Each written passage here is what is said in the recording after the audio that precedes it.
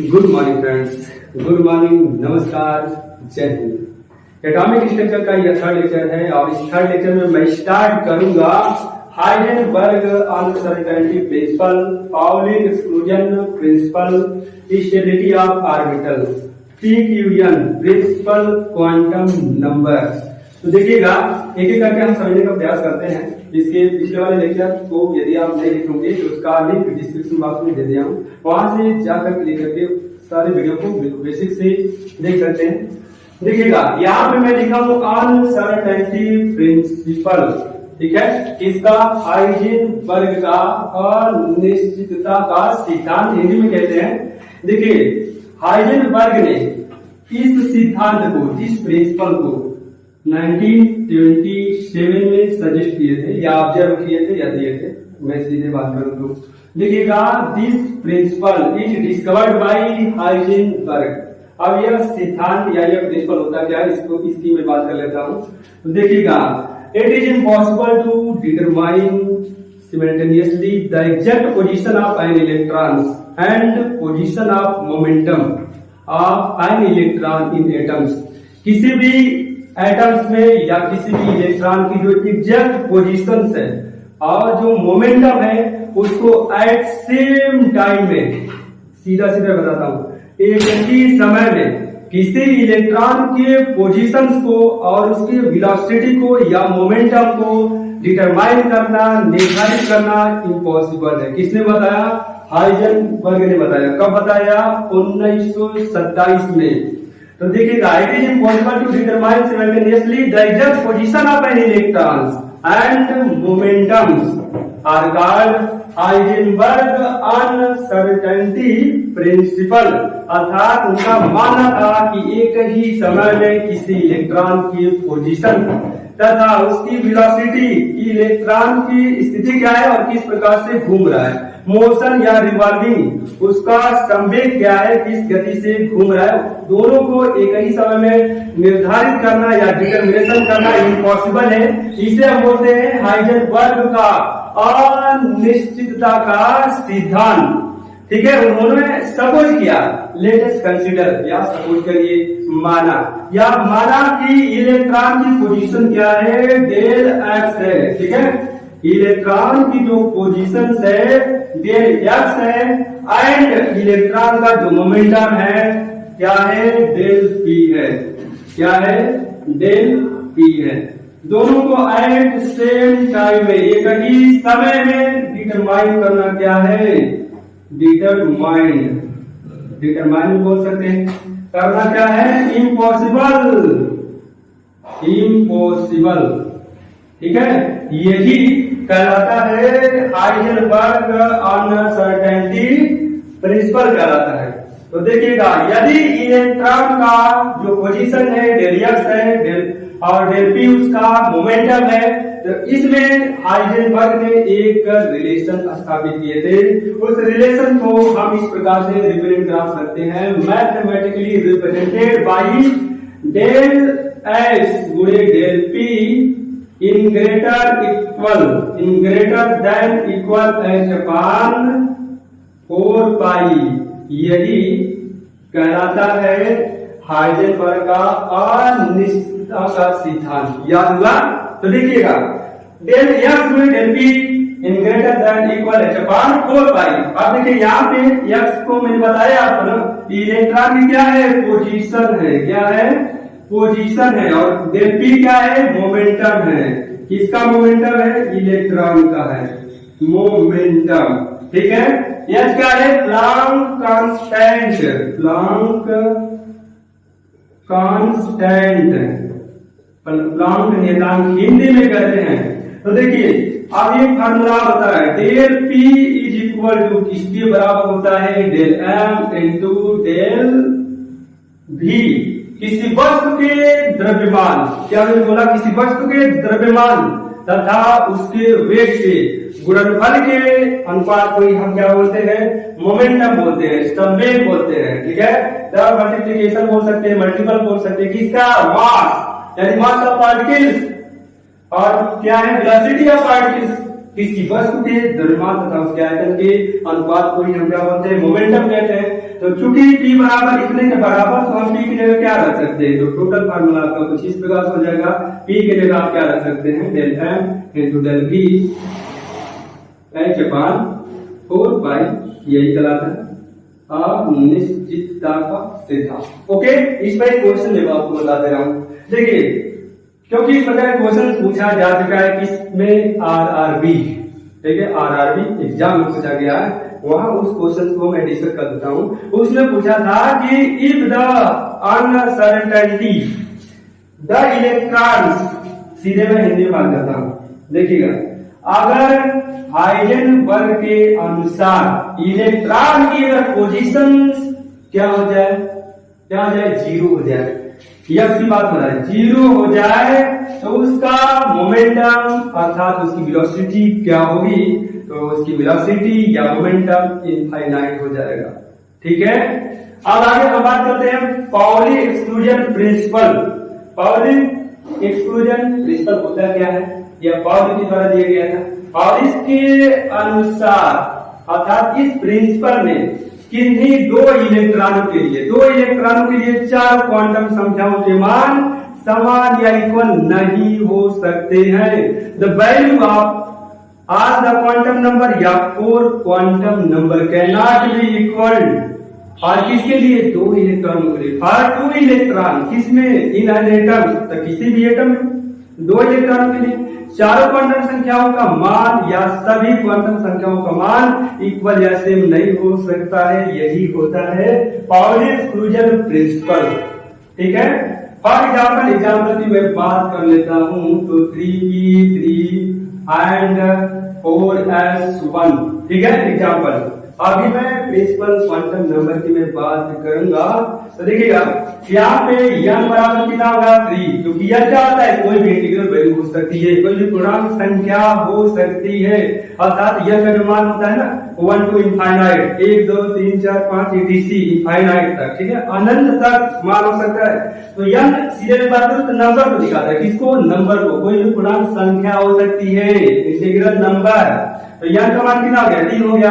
P के लिए यह का मान जो होता है, जब मैं पढ़ाऊंगा तो आपको और डिटेल में बताऊंगा कि यह है एस्टिमेशन क्वांटम नंबर है। तो पी के लिए यह का जो मान होता है 1 होता है।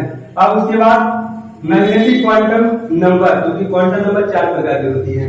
तो देखिए, यह का मान 3, यह का मान 1, यह का मान यह पे डिपेंड करता है, यह का मान किस पर डिपेंड करता है, एल पे डिपेंड करता है। और उसके लिए फार्मूला होता है plus L2 minus L with zero के साथ। तो देखिए ये है ना, तो क्या हो जाएगा, +1 0 माइनस 1 हो गया।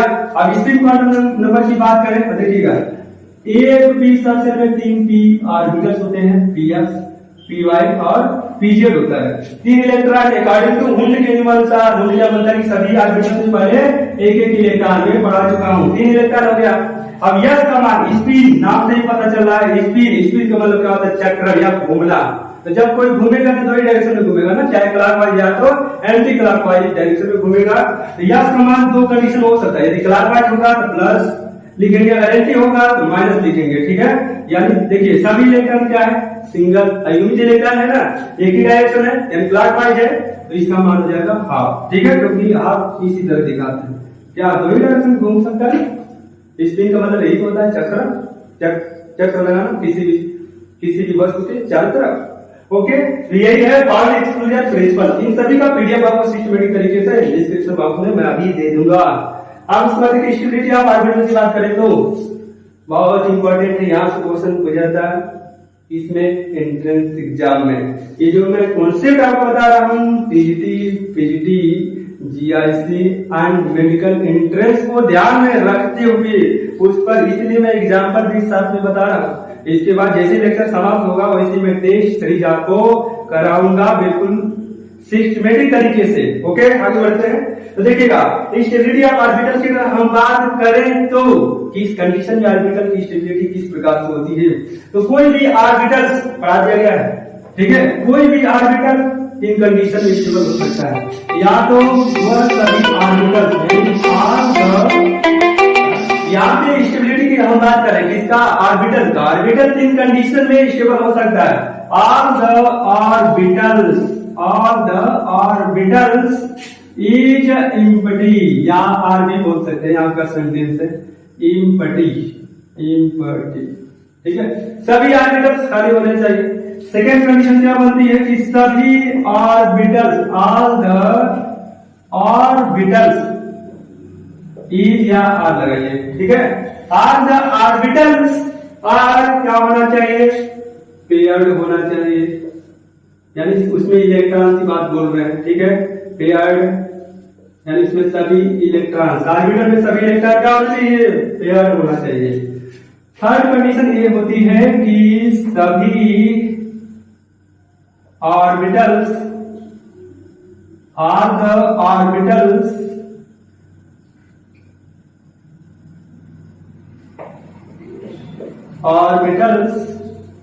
इज अनपेयर्ड, अनपेयर्ड, सभी इलेक्ट्रॉन अयुग्मित होना चाहिए, ठीक है, अनपेयर्ड होना चाहिए। अब चलिए फॉर एग्जाम्पल मैं बताता हूँ, एंट्रेंस एग्जाम में किस प्रकार से क्वेश्चन पूछा जाता है। देखिए for example, what is the electronic configuration of chromium and copper etc, what is the electronic configuration of chromium and copper. देखिएगा क्रोमियम एंड कॉपर, देखिए अभी तक आप लोगों ने पढ़ते चले आ रहे हैं कि क्रोमियम और कॉपर जो होता है ना, एक्सेप्शन होता है ना। अब एक्सेप्शन का मेन कारण क्या होता है, ये चीजें मैं आपको बता रहा हूँ, आज के बाद क्लियर हो जाएगा। तो क्रोमियम का एटॉमिक नंबर 24 होता है और कॉपर का एटॉमिक नंबर 29 होता है। इलेक्ट्रॉनिक विन्यास करेंगे क्रोमियम का 1s2 2s2 2p6 3s2 3p6 4s2 3d4। देखिए F2 इस प्रकार से होना चाहिए था, यही कारण है, ध्यान दीजिएगा कि क्रोमियम का एटॉमिक नंबर 24 और 6 4 10 12 6 18 4 18 2 20 4 24, तो 24 तक हो गया ना। तो रियल में इस प्रकार से होना चाहिए था, परेशानी होता है। क्यों नहीं होता है, क्योंकि वही ऑर्बिटल स्टेबिलिटी प्राप्त करने के लिए अपना इलेक्ट्रॉन दूसरे ऑर्बिटल में ट्रांसफर कर देता है। फॉर एग्जाम्पल जैसे देखिए एक्सपेक्टेड ऑब्जर्वेशन जो किया गया है, रियल में इसका जो इलेक्ट्रॉनिक कॉन्फ़िगरेशन होता है वो इस प्रकार से होता है। देखिए सेम यहाँ तक तो होता है, यहाँ तक 6 4 10 12 6 18, इसको हम आर्गन लिख सकते हैं ना। देखिए आर्गन, उसके बाद 4s1 3d5 बोलिए, करेक्ट है नहीं करेक्ट है, क्यों अब ऑर्बिटल में बनाऊंगा तो समझ में आएगा, क्योंकि एक यस में एक ऑर्बिटल होता है ना, वन यस सबसे है वन ऑर्बिटल। देखिए बना लीजिए, उसके बाद यहाँ पे देखिए डी में कितने होते हैं, 5 होते हैं, डी में 5 ऑर्बिटल्स होता है, 5 इलेक्ट्रॉन। देखिए एक इलेक्ट्रॉन इसमें अकॉर्डिंग टू मून भर दिए। अभी कंडीशन आपने क्या पढ़ा है कि सभी जो इलेक्ट्रॉन है या तो अनपेयर्ड होना चाहिए या तो पेयर्ड होना चाहिए, या तो क्या होना चाहिए, एम्प्टी होना चाहिए, तभी क्या होगा, स्टेबल होगा। तो फॉर में मान लीजिए जो पहले आप पढ़े थे इसके अनुसार अबाउ के अनुसार बने थे ना कि रियल में होना चाहिए, तो परेशान होगा नहीं, इसलिए एक्सेप्शन मान लिए थे आप। देखिए एक्सेप्शन नहीं होता है, एक्सेप्शन होने का मेन कारण है कि स्टेबिलिटी ऑफ ऑर्बिटल्स, कोई भी ऑर्बिटल स्टेबिलिटी प्राप्त करने के लिए इलेक्ट्रॉन को क्या करता है, ट्रांसफर कर देता है, ठीक है, दूसरे ऑर्बिटल्स में अपने इलेक्ट्रॉन को डोनेट कर देता है। तो देखिए पहले क्या था, यस में 2 इलेक्ट्रॉन था, और देखिए 1 2 3 और 2 5, ठीक है। अब इसमें कितने इलेक्ट्रॉन थे, 4 इलेक्ट्रॉन। अब देखिए कंडीशन है ना कि अनपेयर्ड इलेक्ट्रॉन होना चाहिए। अब ये तो स्टेबल है, कोई दिक्कत नहीं है, अगर ये अपना इलेक्ट्रॉन इसको दे देगा तो भी तो अनपेयर्ड हो जाएगा, इसलिए ये अपना इलेक्ट्रॉन इसमें देता है, ये भी अनपेयर्ड हो गया, ये भी स्टेबल हो गया, ये भी, ठीक है। ठीक इसी प्रकार कॉपर की अगर हम बात करें 29 होता है, आपका हो जाएगा आर्गन 18 तक हो जाएगा, उसके बाद 4s2 3d, देखिए 9 होना चाहिए ना, यहाँ पे पर 9 नहीं होता है, इसमें से एक इलेक्ट्रॉन किसमें चला जाता है, डी में चला जाता है स्टेबिलिटी प्राप्त करने के लिए। यस में का एक इलेक्ट्रॉन इसमें चला गया, तो देखिए यस क्या है, इसमें अनपेयर्ड हो गया, इसमें सभी पेयर्ड इलेक्ट्रॉन हो गए कि नहीं हो, 1 2 3 4 5, तो देखिए 2 2 4 2 6 2 8 2 10, ठीक है। तो ये स्टेबिलिटी ऑफ ऑर्बिटल से। अब मैं आपको बता देता हूं PQN प्रिंसिपल क्वांटम नंबर, ये number which perfectly defined to an electrons, a number which perfectly defined to an electrons the position of electrons बोले, ठीक है। क्वांटम संख्याएं वे संख्याएं होती है जो किसी इलेक्ट्रॉन के पोजीशन को बताती है, इलेक्ट्रॉन के बारे में टोटल डिस्क्रिप्शन जानकारी बताती है, उसे हम प्रिंसिपल क्वांटम नंबर कहते हैं। यानी the various type of spectra explain total description knowledge of क्या इलेक्ट्रॉन्स, किसी इलेक्ट्रॉन के बारे में किसी स्पेक्ट्रा के द्वारा विभिन्न प्रकार के जो ज्ञान प्राप्त करते हैं, विभिन्न प्रकार की जो पोजीशन स्थिति हम ज्ञान करते हैं इलेक्ट्रॉन के बारे में, उसी को बोलते हैं PQN बोलते हैं। ठीक है, प्रिंसिपल क्वांटम नंबर का क्लासिफिकेशन की अगर हम बात करें, the classification of principal quantum number, principal quantum number are of 4 types या principal quantum number are classified into 4 types, 4 प्रकार में वर्गीकृत किया गया है या 4 प्रकार के होते हैं। ये सेंटेंस है आपका कि 4 प्रकार को आप किस प्रकार से बताएंगे, किस प्रकार से लिखेंगे। ठीक है, अब 4 प्रकार में कौन कौन से होते हैं, एक को बोलते हैं प्रिंसिपल क्वांटम नंबर। ठीक है, क्योंकि हमको क्वांटम नंबर ही लिखना चाहिए ना, मैंने एक प्रकार लिख दिया, कोई बात नहीं है। तो देखिए प्रिंसिपल क्वांटम नंबर पहला प्रकार क्या है, चलिए स्क्रीन पर लिख दिया जाएगा, प्रिंसिपल क्वांटम नंबर जिसे हम शॉर्ट में PQN कहते हैं। प्रिंसिपल क्वांटम नंबर हो गया एजीम्यूथल क्वांटम नंबर। अब यहाँ क्वेश्चन आता है, एजीम्यूथल क्वांटम नंबर को हम किन किन नामों से जानते हैं, तो एजीम्यूथल क्वांटम नंबर को हम ऑर्बिटल क्वांटम नंबर के नाम से भी जानते हैं, और एजीम्यूथल क्वांटम नंबर को हम एंगुलर क्वांटम नंबर भी कहते हैं, और एंगुलर क्वांटम नंबर को ही हम क्या बोलते हैं, ऑर्बिटल क्वांटम नंबर कहते हैं। इसका रीजन मैं एक्सप्लेन करूंगा। उसके बाद थर्ड होता है मैग्नेटिक क्वांटम नंबर, मेरे साथ में आप प्रैक्टिस करेंगे। ठीक है, मैग्नेटिक क्वांटम नंबर। उसके बाद क्या होता है, स्पिन क्वांटम नंबर होता है। चलिए शॉर्ट में मैं 4 प्रकार लिखता हूँ। एक मैंने बताया प्रिंसिपल क्वांटम नंबर, सेकंड मैंने बताया एजीम्यूथल क्वांटम नंबर, इसका 3 नाम है, एक को बोलते हैं एंगुलर क्वांटम नंबर, एक को बोलते हैं ऑर्बिटल क्वांटम नंबर, और थर्ड को बोलते हैं मैग्नेटिक क्वांटम नंबर, फोर्थ को बोलते हैं स्पिन क्वांटम नंबर। अब इन चारों को देखिए किससे रिप्रेजेंट कराते हैं। प्रिंसिपल क्वांटम नंबर को हम स्मॉल एल से रिप्रेजेंट कराते हैं, या डिनोट करते हैं, या प्रदर्शित करते हैं, या प्रकट करते हैं, या सेंटेंस है। बस याद रखना कि स्मॉल एल होना चाहिए।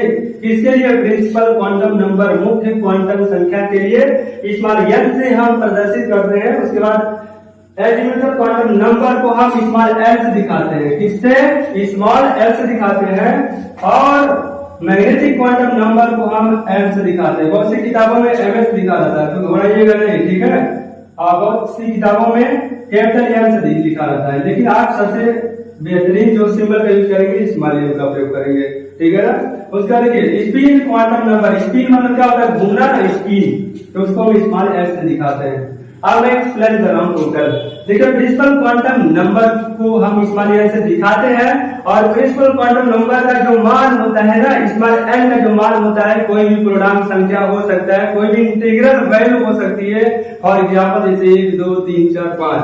ठीक है, और प्रिंसिपल क्वांटम नंबर के द्वारा किसी भी ऑर्बिट में मैक्सिमम इलेक्ट्रॉनों की जो संख्या होती है ना, उसको हम किस फार्मूले के अकॉर्डिंग कैलकुलेट करते हैं, उसको मैं बता दे रहा हूँ। रुकिए 1 मिनट, यहाँ पे थोड़ा सा दिखाते हैं। देखिए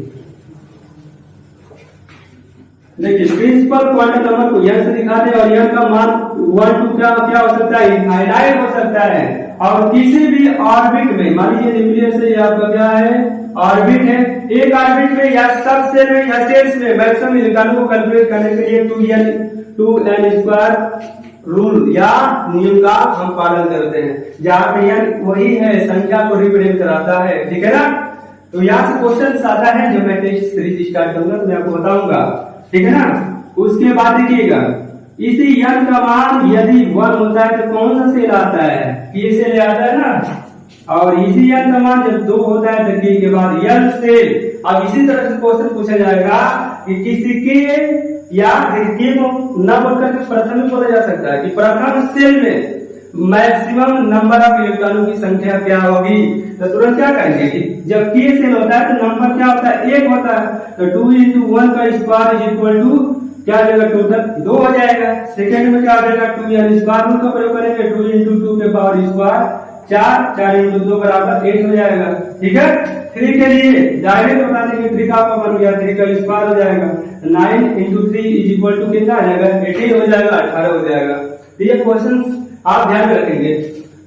उसके बाद देखिएगा हम बात करते हैं इसका एलिमेंटल क्वांटम नंबर। उसको हम किससे दिखाते हैं, स्मॉल एल से दिखाते हैं। किससे दिखाते हैं, स्मॉल एल से दिखाते हैं। और स्मॉल एल का जो मान होता है एन पे डिपेंड करता है, किस पर, एन पे डिपेंड करता है। एन का मान यदि 1 होगा तो एन का मान क्या होगा, 0। देखो एन पे डिपेंड करता है लेकिन 0 से स्टार्ट होता है, ये भी फार्मूला है, ठीक है ना।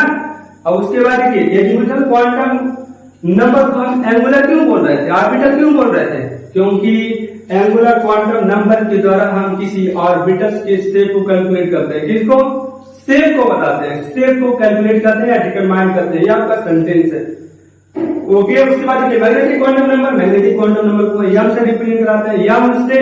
और एम का जो मान होता है ना, एल पे डिपेंड करता है। एम का मान जो होता है एल पे डिपेंड करता है। एम का मान बताने के लिए आप क्या करते हैं, इसके लिए जो फार्मूला होता है क्या होता है, plus L2 minus L with 0 के साथ। क्या होता है, विद 0 के साथ। अब बहुत सारे मैं ब्लैक बोर्ड पे, व्हाइट बोर्ड पे लिख दिया हूँ तो आपको कंफ्यूज ना हो, इसलिए मैं यही तो बताता हूँ मिटा करके सिस्टमेटिक तरीके से। ठीक है, इतना याद रखना है आपको। और नोट्स की टेंशन मत करिएगा, नोट्स तो आपके सामने दिखा देंगे और डिस्क्रिप्शन बॉक्स में दिया ही गया है। एम का मान क्या होता है, plus L2 minus L with इसके साथ 0 के साथ होता है। ठीक है, और उसके बाद देखिए यस की अगर हम बात करें तो स्पिन, इलेक्ट्रॉन किस डायरेक्शन में घूम रहा है। जब भी आप देख रहे हैं, देखिए ऑर्बिटल में घूमने के लिए चक्कर लगाते हैं, चक्कर, ठीक है, इसलिए बोलते हैं चक्रण बोलते हैं। चक्कर दो तरीके से लगा सकते हैं, या तो क्लॉकवाइज या तो एंटी क्लॉकवाइज। तो क्लॉकवाइज वो घूमेगा तो इसका मान प्लस हाफ होगा, ठीक है। अगर एंटी होगा तो माइनस हाफ, ठीक है। आप वही नहीं बोला मैं, जब क्लॉकवाइज होगा तो प्लस हाफ, जब एंटी होगा तो माइनस हाफ। ओके, तो देखिएगा अब मैं एग्जांपल लेकर समझा दूं, आप तुरंत बता देंगे। किसी भी शब्द के लिए 4 क्वांटम संख्याओं के मान देखिएगा। फॉर एग्जाम्पल जैसे 3p5, इसके लिए 4 क्वांटम संख्याओं के मान बताना है आपको। तो N N M S, इसी को हम बोलते हैं ना क्वांटम नंबर, 4 प्रकार के होते हैं। N का मान कितना आ गया, 3 हो गया। उसका N का मान P के लिए क्या होता है, P है ना 1 होता है। देखिए मैंने आपको बताया था n बराबर 1 तो L बराबर 0, n बराबर अगर 2 होगा तो L का मान क्या हो जाएगा, 1 हो जाएगा। क्यों, एक फार्मूला में बता दे रहा हूं, n माइनस 1। ओके, तो n का मान 1 हो जाएगा, ठीक है। तो 1 में से 1 घटाएंगे तो 0 ही तो होगा, ठीक है। तो देखिएगा L का मान क्या हो जाएगा, 1 हो जाएगा। कैसे पता चला, क्योंकि L जो होता है n पे डिपेंड करता है और उसे निकालने के लिए n माइनस 1 का फार्मूला का या नियम का हम प्रयोग करते हैं। m का मान देखिए, m अब इस पे डिपेंड करता है। अब इसके लिए फार्मूला आता है प्लस, अभी मैंने लिखा था ना, plus L2 minus L with 0 के साथ। तो देखिए 1 है तो क्या होगा, प्लस 1, 0 माइनस 1। अब देखिए यस क्या दिखाता है, स्पिन था, P में 3 ऑर्बिटल होते हैं, अकॉर्डिंग टू कूलॉम 5 इलेक्ट्रॉन होंगे। देखिए अब इसके लिए इसमें क्लॉक और एंटी क्लॉक दोनों है, इसमें भी क्लॉक और एंटी क्लॉक दोनों है। इन दोनों के लिए क्या होगा, प्लस माइनस हाफ हो जाएगा, प्लस माइनस हाफ हो जाएगा। इसके लिए क्या हो जाएगा, प्लस हाफ हो जाएगा। तो यस का जो मान होगा प्लस माइनस हाफ, ठीक है, प्लस माइनस हाफ, और इसके लिए प्लस हाफ हो जाएगा, ठीक है। यह रहा थर्ड लेक्चर। अगले लेक्चर में मैं बात करूंगा, मैं डिस्कस करूंगा de Broglie dual nature of an electron, उसका इक्वेशन को किस प्रकार से डेरिवेशन करेंगे। उसके बाद श्रोडिंगर वेव इक्वेशन मैं पढ़ा दूंगा, और उसके बाद अगर कोई टॉपिक छुट्टी होगी तो उसको भी मैं उसी वीडियो में कवर करके तब अगले 5वें लेक्चर में मैं स्टार्ट करूंगा टेस्ट सीरीज। ओके, तो मिलते हैं नेक्स्ट वीडियो में नए कॉन्सेप्ट नए टॉपिक के साथ। Thank you.